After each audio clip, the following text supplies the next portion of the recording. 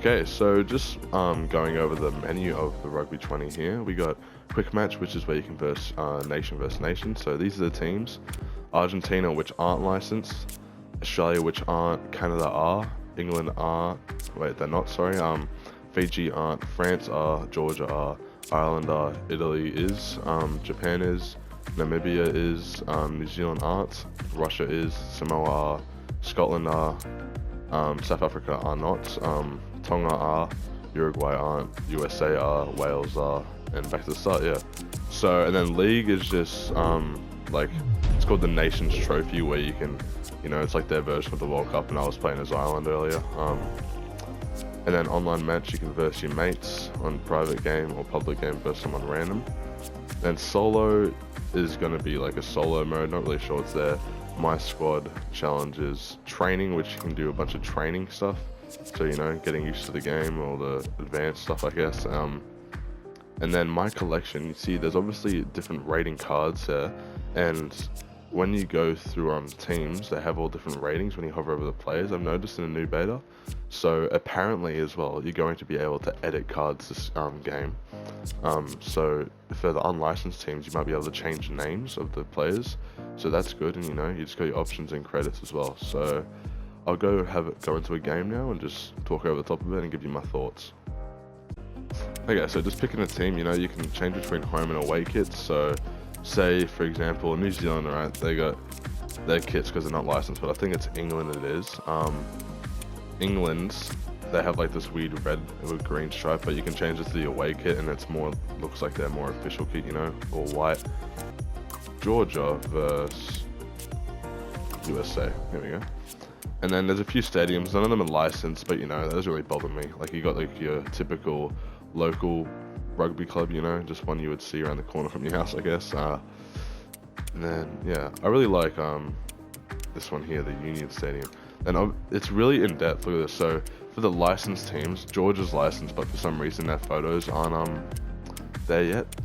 But they got their ratings for players. So Georgia's highest is 72, I think. Oh no, 75, the winger. And then you can change your tactics, which too complex for me. I'm a forward, not sure how this back stuff works. Then you can change your set plays, so it's pretty cool. And then you can change your settings, so rainy, daylight or nighttime. I think I'm gonna do a daylight one in the middle of the day.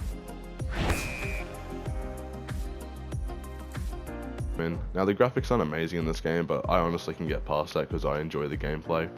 I think it's a pretty fun game, honestly. Here we go. The USA. Ben Kay will be keeping me company in the commentary box. Good evening. So Ben, what do you reckon? What separates these two? I must say that these two sides are pretty much equal when it comes to predicting how they'll perform on the pitch. Come on, anything. We'll just have to wait and see and what the players have in store for us today. In any case, it shows every sign of being a close-fought match. Georgia was only admitted to the international board in 1992. The country has dominated the Six Nations second division for some time now and is pressing its candidacy to participate in the major Six Nations tournament. There you go, got a little history background check there. Yeah, so usually there's photos of the teams here. For some reason Georgia don't have it, not sure why, even though they're licensed. Maybe they haven't sent their photos through yet. Yeah, so you got USA here. And yeah, so the graphics aren't amazing. When the referee blows his whistle, the match will begin. The commentary is alright, it's nothing amazing. I might turn it off for this match actually, so you can hear me, you can hear what I have to say. So you can change it to French if you want. Without, there we go. And unlike Rugby 18, there is an actual physical referee in the game now, so. But yeah, no, the game's pretty good. Obviously the game comes out in a couple weeks now. Oh, I nearly got the ball. I have the game on semi-pro difficulty. I probably could turn it up because the rucks are pretty easy to win if you don't own the thing. It's an advantage. Oh, alright, I was offside there. One thing I have noticed though is that the AI seems to give a lot of yellow cards away for like dangerous tackles and stuff like that, so I'm not quite sure what that's about. Oh, alright, yeah, see, I don't know what I'm doing there. But yeah, the game's enjoyable. I enjoy it. I think it's certainly better than Rugby 18, and probably the best rugby game on current gen consoles in my opinion, and it's only going to get better when you can play your solo modes. Let's do a set play here. Let's do loop.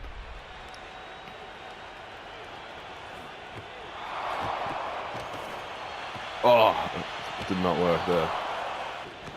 Once the full game comes out, you can play as Division 1 England, so Prem Rugby, and then Pro 14, which is the Div 1 France, and then Pro D2, which is Div 2 France, and then the... Oh wait, no, it's top 14, I don't know. Then you got the Pro 14 and Top 14, I can't remember, I always get the two mixed up. Which is Ireland, Scotland, Italy, and South Africa as well. So that would be interesting. And so here we got a mall here, you know. Like, once you're zoomed out, the graphics aren't actually that bad, to be fair. The more it works, the ruck works pretty fluently as well. The scrum, I had no bloody clue what I was doing in the scrum, but I figured that out now. Stuart and the touch could work. And I think in the last beta, the ball was just like some crappy looking ball that they just made because they didn't have licensing, but I'm pretty sure now it says Gilbert on it, so you know, they might have got licensing for a ball. Just like, it's just a minor thing, but you know, it really makes it better.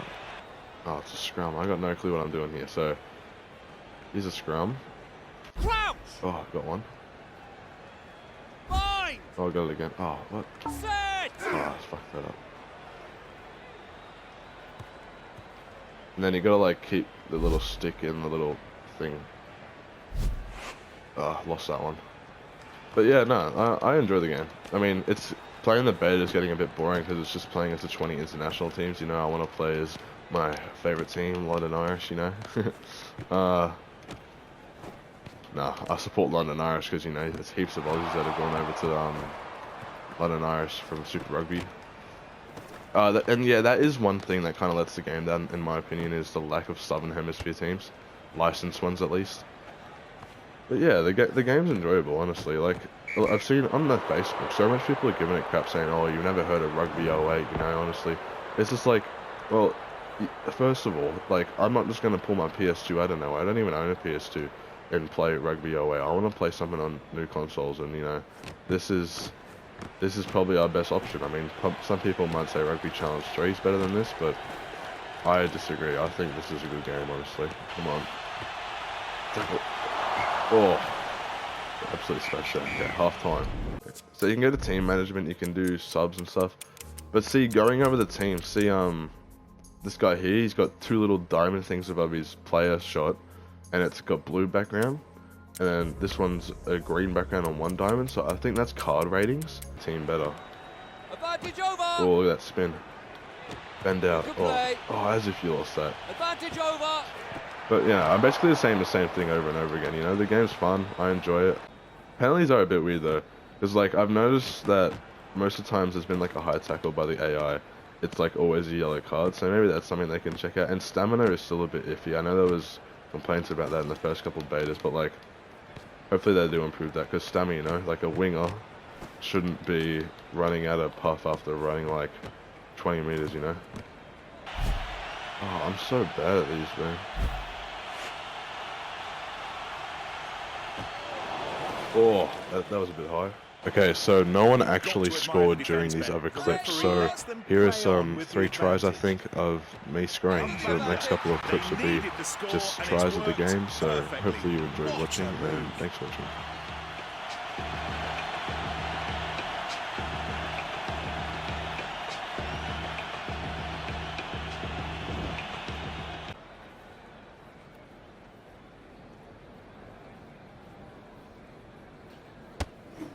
He's nailed it.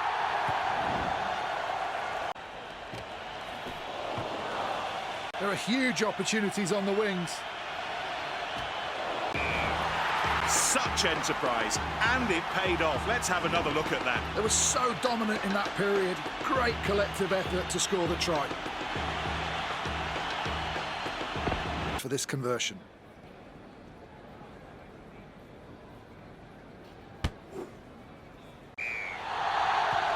What a pass.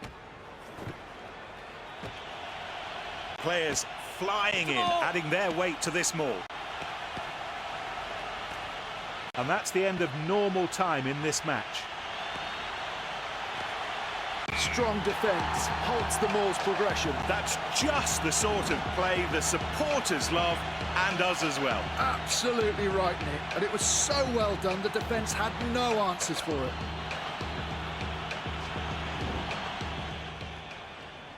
Let's see about the conversion now.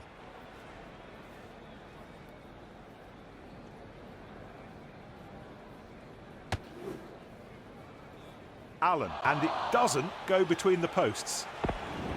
And it's over, the final whistle, and what a win for